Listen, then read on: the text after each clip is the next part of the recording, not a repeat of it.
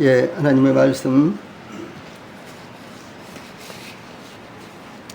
여호수아서 24장 29절부터 31절까지 제가 봉독을 해드리겠습니다. 하나님의 말씀 여호수아서 24장 29절부터 31절까지 제가 봉독을 해드리겠습니다. 지금 봉독하겠습니다. 이 일 후에 여호와의 종 눈의 아들 여호수아가 110세의 죽음에 그들이 그를 그의 기업의 경내 딥낫세라에 장사하였으니 딥낫세라는 에브라임 산지 가스산 북쪽이었더라. 이스라엘이 여호수아가 사는 날 동안과 여호수아 뒤에 생존한 장로들 곧 여호와께서 이스라엘을 위하여 행하신 모든 일을 아는 자들이 사는 날 동안 여호와를 섬겼더라. 아멘.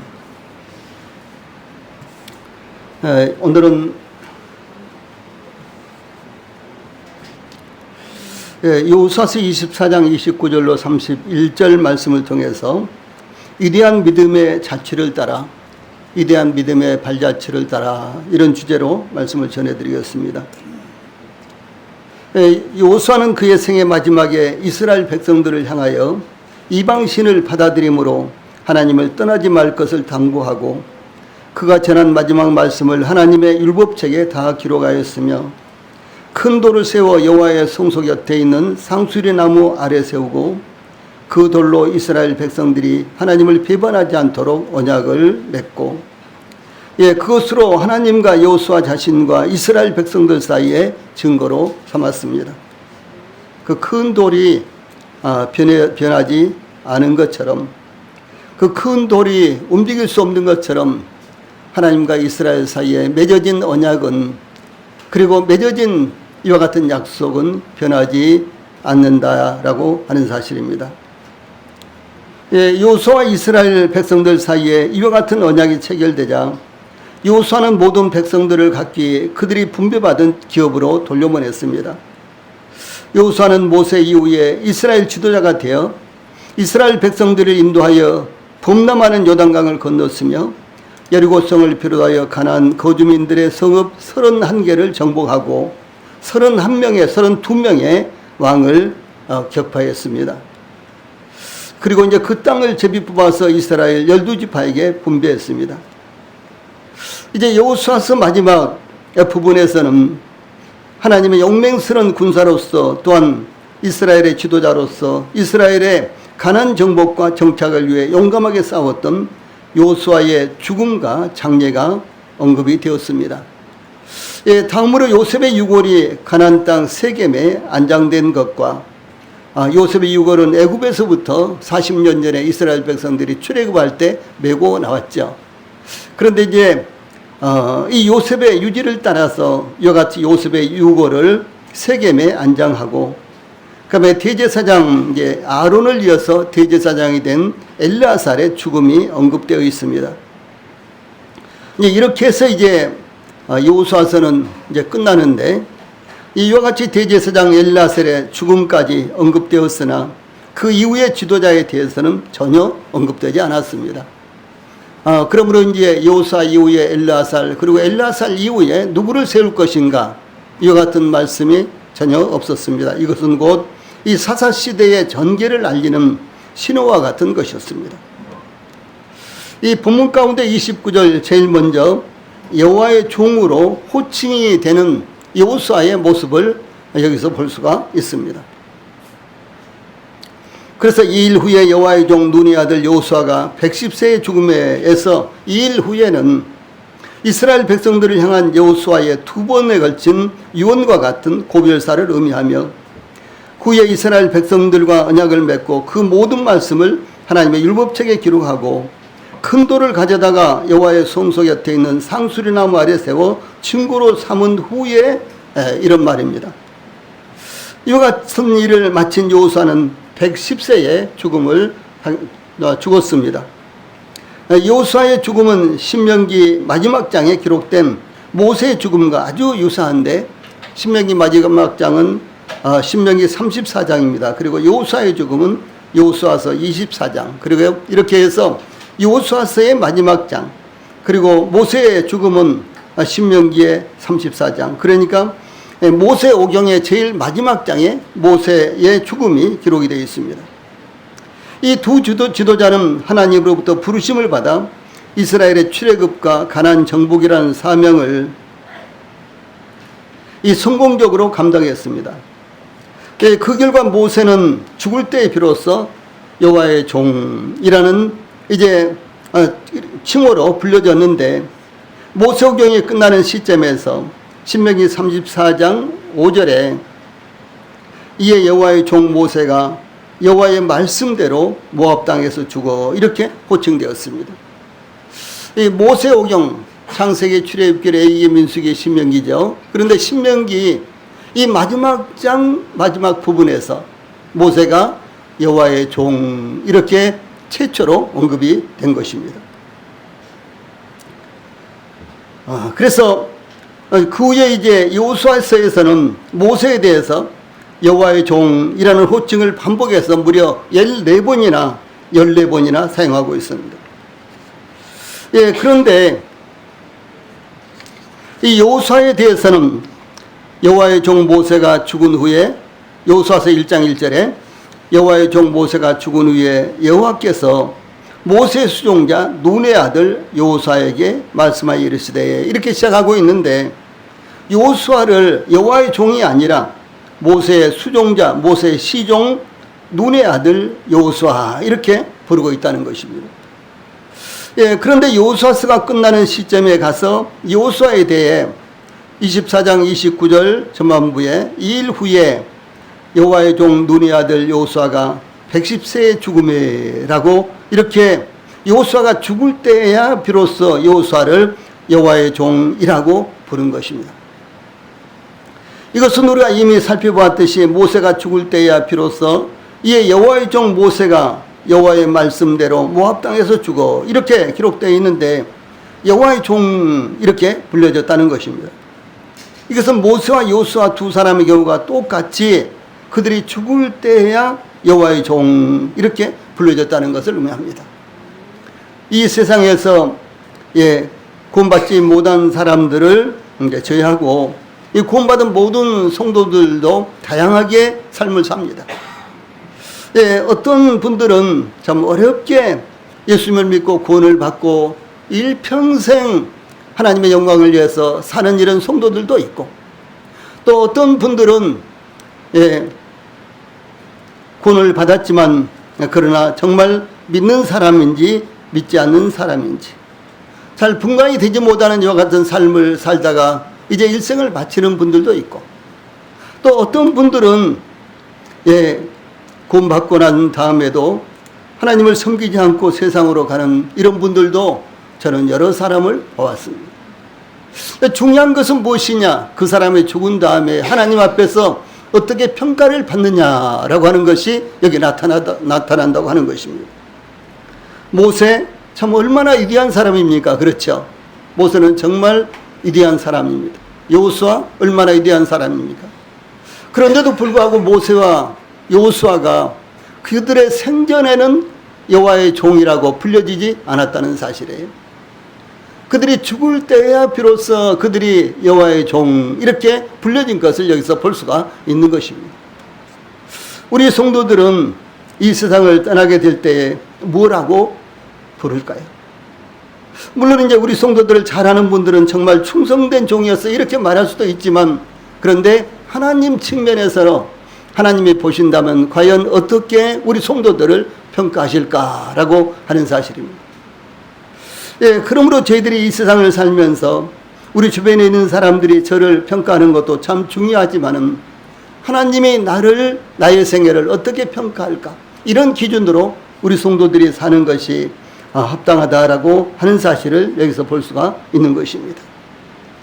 그래서 모세는 이와 같이 이에 여호와의 종 모세가 여호와의 말씀대로 모압 땅에서 죽어 여호와의 종 모세가 이렇게 모세를 평가하고 있다라고 하는 사실입니다. 사도 바울은 이 로마 교회에 보낸 편지를 쓰면서 로마서 1장 1절에서 예수 그리스도의 종 바울은 사도로 부르심을 받아 하나님의 복음을 위하여 택정함을 입었으니라고 자신을 소개하고 있는데, 자신을 예수 그리스도의 종 사도 바울, 예수 그리스도 종 바울 이렇게 소개하고 있다는 사실이에요. 예.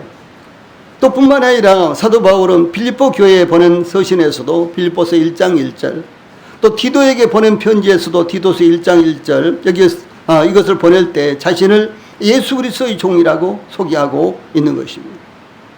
우리 성도들은 다른 사람들에게, 다른 성도들 앞에 우리 성도들이 자신을 어떻게 소개하겠습니까? 나는 하나님께 속한 사람이야, 나는 예수님께 속한 사람이야, 나는 예수 그리스도의 종이야, 이렇게 우리 성도들이 자신들을 소개할 수가 있겠습니까? 이건 참 중요한 것입니다. 또 사무엘, 다윗 이런 분들은요, 스스로를 주의 종이라고 이렇게 불렀습니다. 그리고 솔로몬은 그의 기도 중에 아버지 다윗을 주의 종 내 아비 다윗, 이런 말을요 반복해서 사용하고 있습니다. 주의 종 내 아버지 다윗. 그래서 자기 아버지 다윗을 하나님의 종 이렇게 표현하고 있다는 사실이에요. 이 야고보는 자신을 하나님과 주 예수 그리스도의 종, 야고보서 1장 1절에 이렇게 소개하고 있고, 사도 베드로는 자신을 예수 그리스도의 종, 베드로서 1장 1절에, 또 유다는 자신을 예수 그리스도의 종, 유다서 1장 1절에 이렇게 소개하고 있으며, 이 사도 바울은 골로새서에서 그의 동역자인 에바브라라는 그런 동역자가 있습니다. 그런데 그 에바브라를 소개하면서 예수 그리스도의 종, 골로새서 4장 12절에서 이렇게 소개하고 있습니다. 이와 같이 스스로를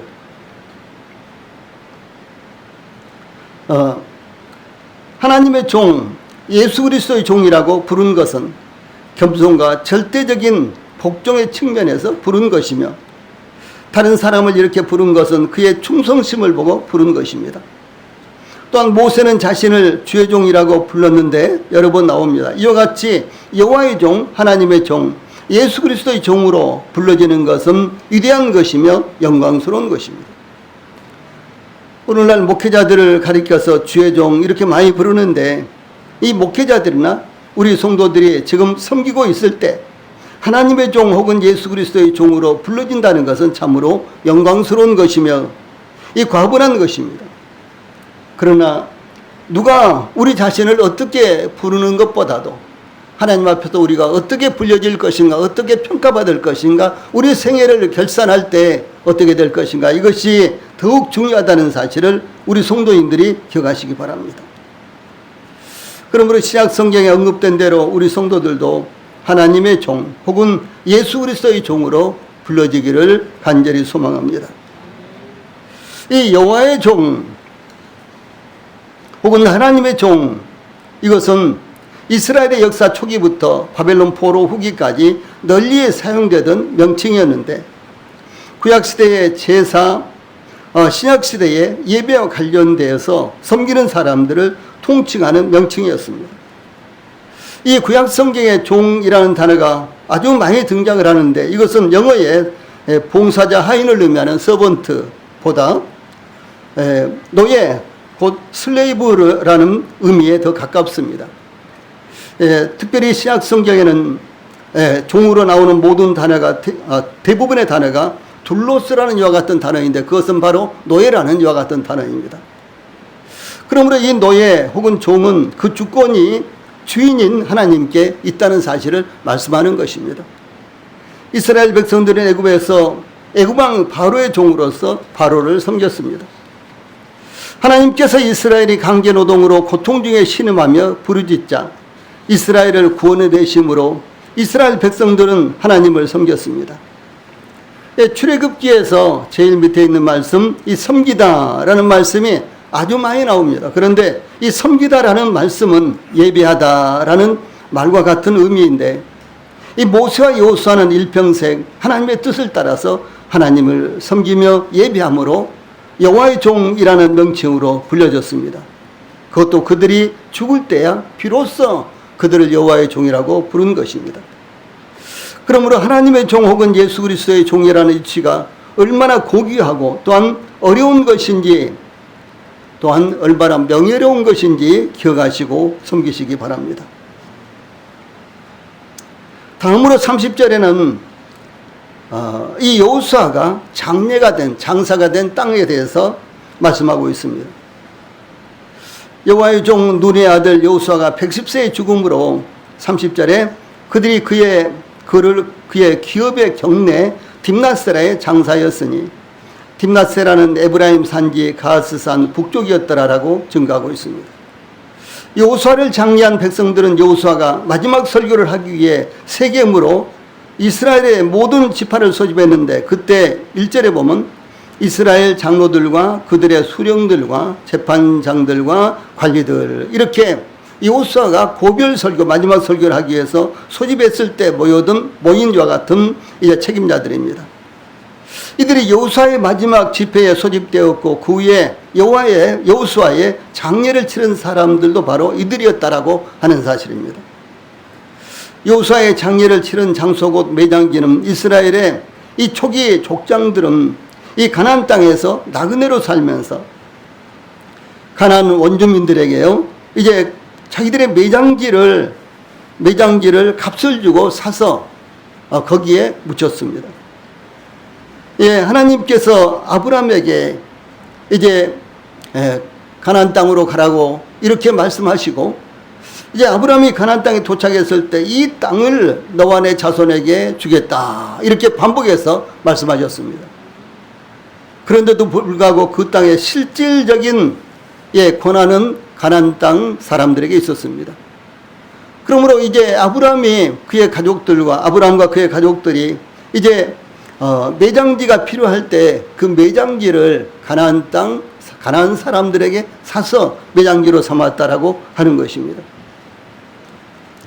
아브라함은 그의 아내 사라가 죽었을 때 헷족속에게 창세기 23장 4절에서 나는 당신들 중에 나그네여 거류하는 자이니 당신들 중에서 내게 매장할 소유주를 주어 내가 나의 죽은 자를 내 앞에서 내어다가 장사하게 하시오 이렇게 요청하자 이제 이 가나안 사람들 그 중에서 이제 에브론이 이렇게 대답을 합니다. 아래에 있는 말씀 같이 읽어봅시다. 시작. 아브라함이 에브론의 말을 따라 에브론의 헷족속이 듣는 데서 말한 대로 상인이 통용하는 은 400세겔을 달아 에브론에게 주었더니 성문에 들어온 모든 헷족속이 보는 데서 아브라함의 소유로 확정된지라. 그 후에 아브라함이 그의 아내 사라를 가나안 땅 만물의 앞 막벨라 밭 굴에 장사였더라. 이렇게 증가하고 있습니다. 이와 같이 가나안 땅 만물의 앞 막벨라 밭 굴. 그 막벨라 밭이 있었는데 거기에 딸린 굴. 그 굴에 이제 아브라함은 그의 아내 사라를 장사했고, 그리고 이제 아브라함도 거기 묻혔고, 그리고 이제 이삭과 나중에 이제 야곱도 거기에 묻혔습니다. 그래서 이제 아브라함이 이렇게 에브론에게 은 400세겔을 주고 산 이 땅에 그 밭에 이제 아브라함의 가족들이 모두 다 장례가 된 이와 같은 모습을 볼 수가 있는 것입니다. 그러나 여호수아는 그의 기업의 경내 딥낫세라에 장사되었는데 이 딥낫세라는 베델 서북쪽 약 16km 지점에 에브라임 산지 성읍으로 딥낫 헤레스 사사기에는 이렇게 나옵니다. 그래서 동일한 지역입니다. 또한 딥낫세라는 그의 기업의 경내고 여호수아가 기업으로 받은 성읍 안에 있었습니다. 여호수아는 이스라엘 모든 백성들에게 기업 분배를 마친 후에 가장 마지막에 자기의 기업을 분배받았는데 그 기업을 받은 것이 바로 에브라임 산지의 성읍에 있는 딥낫세라라는 곳이었습니다. 여호수아는 에브라임 소속이었어요. 에브라임 지파의 소속이었습니다. 그래서 에브라임 지파가 분배받은 그 지역 안에 이제 여호수아에게 따로 딥낫세라라는 곳을 기업으로 주었는데 바로 그곳에 장례가 됐다라고 하는 것입니다. 그래서 여호수아의 기업에 대해서 위에 있는 말씀 같이 읽어봅시다. 시작. 이스라엘 자손이 그들의 경계를 따라서 기업의 땅 나누기를 마치고 자기들 중에서 눈의 아들 여호수아에게 기업을 주었으니 곧 여호와의 명령대로 여호수아가 요구한 성읍 에브라임 산지 딥나세라를 주매 여호수아가 그 성읍을 건설하고 거기에 거주하였더라. 여호수아서 19장 49절 50절에 이렇게 증가하고 있습니다. 참 놀라운 일입니다. 여호수아는 이 딥나세라라는 곳을 곧 에브라임 산지의 성읍으로 이 풍성한 못 혹은 남겨진 몫이라고 하는데 개발이 필요하고 비옥하지 않은 척박한 땅이었습니다. 이 여호수아는 마땅히 이스라엘의 인도자요 지도자였으며 기업을 분배한 책임자였습니다. 예, 그런데도 불구하고 연장자요 또 인도자인 여호수아는 가장 좋은 땅을 자신의 기업으로 먼저 차지할 수 있었습니다.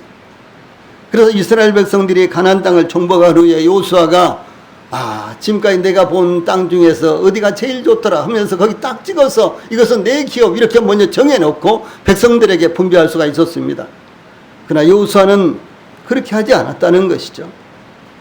그는 이스라엘의 인도자요 지도자였으며 연장자였습니다. 그래서 가장 좋은 땅을 자신의 기업으로 먼저 차지할 수 있었습니다. 그런데도 불구하고 여호수아는 모든 백성들에게 기업 분배를 마치고 욕심을 부리지 않고 오히려 자원하여 열악한 땅인 딥나세라를 기업으로 분배받아 스스로 척박한 산지를 개발함으로 겸손과 희생의 본을 보였던 것입니다. 그래서 이 딥나세라는 아주 척박한 땅이에요. 그래서 개간을 해야 되고 그리고 땅이 별로 좋지 않았습니다. 이제 그런 땅을 여호수아는 기업으로 받았다라고 하는 것입니다. 우리는 하나님께 무엇을 원하고 있습니까? 또한 우리는 세상에서 무엇을 얻으려고 달려가고 있습니까? 세상에서 가장 좋은 것, 세상 사람들조차도 부러워하는 것, 우리의 안일한 삶을 위해 육신적인 것을 우리는 구하고 있습니다. 그러나 사도 바울은 골로새 1장 3장 1절로 2절에서 그러므로 너희가 그리스도와 함께 다시 살리심을 받았으면 위의 것을 찾으라. 거기는 그리스도께서 하나님 우편에 앉아 계시느니라. 위의 것을 생각하고 땅의 것을 생각하지 말라. 이렇게 증거하였고, 또한 고린도서 4장 18절에선 우리가 주목하는 것은 보이는 것이 아니요 보이지 않는 것이니 보이는 것은 잠깐이요 보이지 않는 것은 영원함이라. 이렇게 증거하고 있습니다. 그러므로 우리 성도들이 육신적인 것을 얻기 위해서 우리 성도들의 생애를 허비하지 않기를 바랍니다. 세 번째로 31절 말씀은 신앙의 연계가 어떻게 이루어지는가를 나타내고 있습니다. 여호수아가 110세에 죽은 후에 이스라엘이 어떻게 되었을까요? 이스라엘 백성들은 하나님과 여호수아 앞에서 31절 말씀 제일 위에 있는 말씀입니다. 같이 읽읍시다. 시작. 이스라엘이 여호수아가 사느날 동안과 여호수아 뒤에 생존한 장로들 곧 여호와께서 이스라엘을 위하여 행하신 모든 일을 아는 자들이 사는 날 동안 여호와를 섬겼더라. 이렇게 증가하고 있습니다. 여호수아가 만일 여호와를 섬기는 것이 너희에게 좋지 않게 보이거든 너희 조상들이 강 저쪽에서 섬기던 신들이든지 또는 너희가 거주하는 땅에 있는 아모리 족속들이든지 너희가 섬길 자를 오늘 택하라. 이렇게 요청했을 때 이스라엘 백성들은 우리가 결단코 여호와를 버리고 다른 신들을 섬기기를 하지 아니하오리니 그러므로 우리도 여호와를 섬기리니 그는 우리 하나님이심이니라. 이렇게 대답했습니다. 이어서 또 이스라엘 백성들은 우리가 여호와를 섬기겠나이다. 우리 하나님 여호와를 우리가 섬기고 그의 목소리를 우리가 청종하리이다 라고 재차 3차 대답하고 다짐하고 맹세했던 것입니다. 그런데 이스라엘 백성들은 여호수아가 사느날 동안 여호와를 섬겼습니다. 그들은 여호수아와 언약을 맺고 하나님만을 섬기겠다고 맹세하고 그들 스스로 증인이 되었습니다. 그러므로 여호수아가 아직 살아있는 상황에서 그 언약을 배반할 수가 없었을 것입니다. 또한 여호수아 뒤에 생존한 장로들 곧 여호와께서 이스라엘을 위하여 행하신 모든 일을 아는 자들이 사는 날 동안 여호와를 섬겼습니다. 여호수아 뒤에 생존한 장로들은 여호수아와 함께 가나안 정복 전쟁을 수행했거나 그 정복전쟁을 직접 목격하고 경험했던 장로들이었으며 또한 직접 여호수아의 가르침을 받은 자들이었습니다. 그러므로 그들은 하나님께서 역사하신 것을 직접 목격하고도 하나님을 배반할 수는 없었던 것입니다. 그러므로 이스라엘 백성들이 여호수아가 사느날 동안, 그리고 여호수아와 동행했던 장로들이 사느날 동안은 여호와를 섬겼다, 이렇게 증가하고 있습니다. 우리는 여기서 이스라엘을 지도하고 인도했던 여호수아의 역할이 얼마나 컸던가를 여기서 볼 수가 있는 것입니다.